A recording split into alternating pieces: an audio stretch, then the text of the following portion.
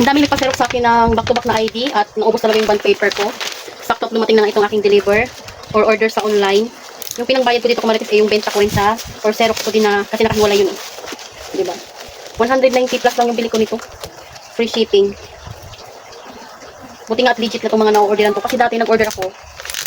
Ano, bukas na siya tapos parang maluwag yung pinakapakil niya. Hindi ko lang alam kung legit or pinawasan nila. Ilan? Malaki? 11. Silvers 1 dato. Silvers 1? Pag mahirap, Silvers 1. Pag mayaman dato. Tyler, malaki ko pa nga. Yan, yung katabi niya. Oo. 11. 11. 17. Anong paminta? Ilan?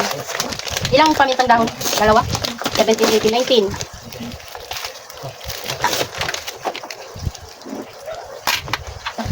Thank you. O, diba legit? Buong buo. Hindi pa lang nagbabawas ng binibili ko nito sa tindahan or sarili kong pera. Yung binabayad sa akin sa pag-print, doon ako kumukuha ng pambayad dito.